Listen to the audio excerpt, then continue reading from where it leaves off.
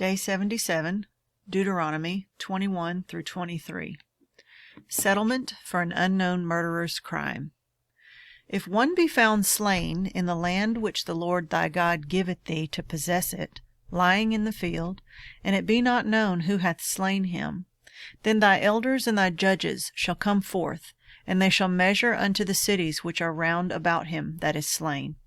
And it shall be that the city which is next unto the slain man, even the elders of that city, shall take an heifer, which hath not been wrought with, and which hath not drawn in the yoke. And the elders of that city shall bring down the heifer unto a rough valley, which is neither eared nor sown, and shall strike off the heifer's neck there in the valley. And the priests, the sons of Levi, shall come near. For them the Lord thy God hath chosen to minister unto him, and to bless in the name of the Lord. And by their word shall every controversy and every stroke be tried. And all the elders of that city that are next unto the slain man shall wash their hands over the heifer that is beheaded in the valley. And they shall answer and say, Our hands have not shed this blood, neither have our eyes seen it.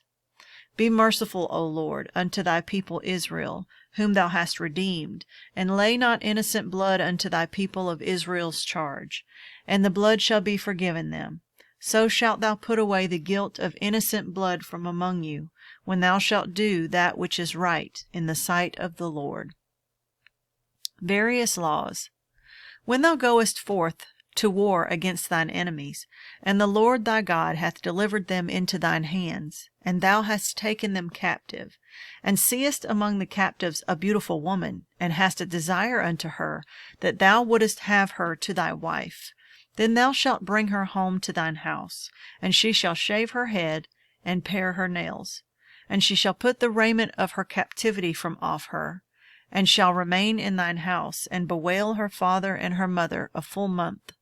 And after that thou shalt go in unto her, and be her husband, and she shall be thy wife. And it shall be, if thou have no delight in her, then thou shalt let her go whither she will. But thou shalt not sell her at all for money. Thou shalt not make merchandise of her, because thou hast humbled her. If a man have two wives, one beloved and another hated, and they have borne him children, both the beloved and the hated, and if the firstborn son be hers that was hated, then it shall be, when he maketh his sons to inherit that which he hath, that he may not make the son of the beloved firstborn before the son of the hated, which is indeed the firstborn.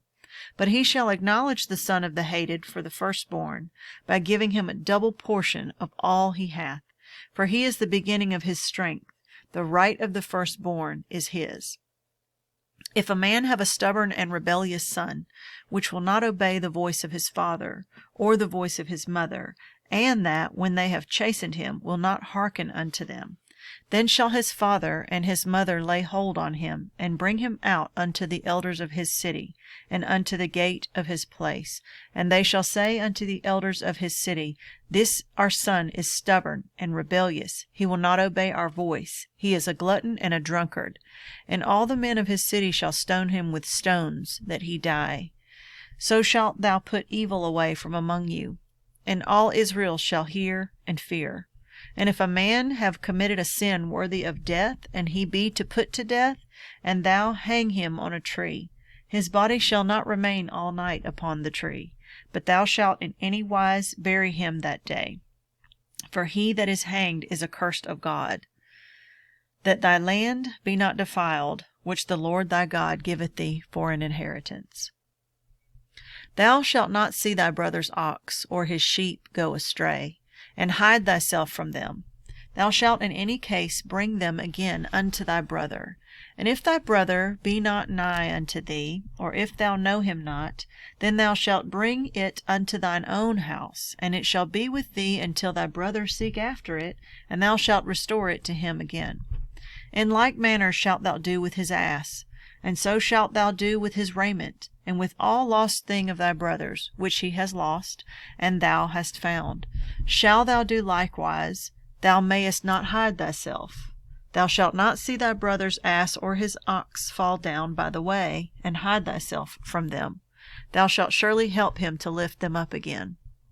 The woman shall not wear that which pertaineth unto a man, neither shall a man put on a woman's garment, for all that do so are abomination unto the Lord thy God. If a bird's nest chance to be before thee in the way in any tree, or on the ground, whether they be young ones or eggs, and the dam sitting upon the young or upon the eggs, thou shalt not take the dam with the young. But thou shalt in any wise let the dam go, and take the young to thee, that it may be well with thee, and that thou mayest prolong thy days. When thou buildest a new house, then thou shalt make a battlement for thy roof, that thou bring not blood upon thine house, if any man fall from thence.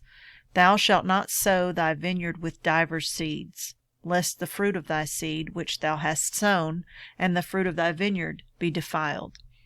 Thou shalt not plow with an ox and an ass together. Thou shalt not wear a garment of divers sorts, as of woolen and linen together. Thou shalt make thee fringes upon the four quarters of thy vesture, wherewith thou coverest thyself. Laws concerning chastity. If any man take a wife, and go in unto her, and hate her, and give occasions of speech against her, and bring up an evil name upon her, and say, I took this woman, and when I came to her, I found her not a maid, then shall the father of the damsel and her mother take and bring forth the tokens of the damsel's virginity unto the elders of the city in the gate. And the damsel's father shall say unto the elders, I gave my daughter unto this man to wife, and he hateth her. And lo, he hath given occasions of speech against her, saying, I found not thy daughter a maid. And yet these are the tokens of my daughter's virginity. And they shall spread the cloth before the elders of the city. And the elders of that city shall take that man and chastise him, and they shall immerse him in 100 shekels of silver, and give them unto the father of the damsel, because he hath brought up an evil name upon a virgin of Israel. And she shall be his wife. He may not put her away all his days. But if this thing be true, and the tokens of virginity be not found for the damsel, then they shall bring out the damsel to the door of her father's house, and the men of her city shall stone her with stones that she die, because she hath wrought folly in Israel, to play the whore in her father's house. So shalt thou put evil away from among you. If a man be found lying with a woman married to an husband, then they shall both of them die, both the man that lay with the woman and the woman. So shalt thou put away evil from Israel. If a damsel that is a virgin be betrothed unto an husband, and a man find her in the city and lie with her, then ye shall bring them both out unto the gate of that city, and ye shall stone them with stones that they die. The damsel, because she cried not, being in the city, and the man, because he hath humbled his neighbor's wife. So thou shalt put away evil from among you. But if a man find a betrothed damsel in the field, and the man force her and lie with her, then the man only that lay with her shall die. But unto the damsel thou shalt do nothing. There is in the damsel no sin worthy of death. For as when a man riseth against his neighbor and slayeth him, even so is this matter. For he found her in the field, and the betrothed damsel cried, and there was none to save her. If a man find a damsel that is a virgin, which is not betrothed, and lay hold on her, and lie with her, and they be found, then the man that lay with her shall give unto the damsel's father 50 shekels of silver, and she shall be his wife, because he hath humbled her. He may not put her away all his days. A man shall not take his father's wife, nor discover his father's skirt. Those excluded from the congregation. He that is wounded in the stones, or hath his privy member cut off, shall not enter into the congregation of the Lord. A bastard shall not enter into the congregation of the Lord. Even to his 10th generation shall he not enter into the congregation of the Lord.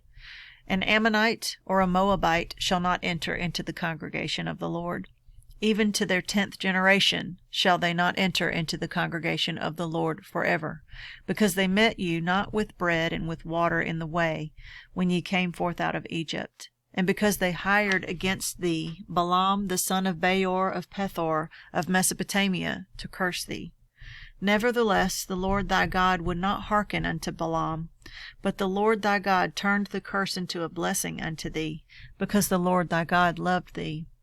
Thou shalt not seek their peace nor their prosperity all thy days forever. Thou shalt not abhor an Edomite, for he is thy brother. Thou shalt not abhor an Egyptian, because thou wast a stranger in his land. The children that are begotten of them shall enter into the congregation of the Lord in their third generation. Laws of sanitation.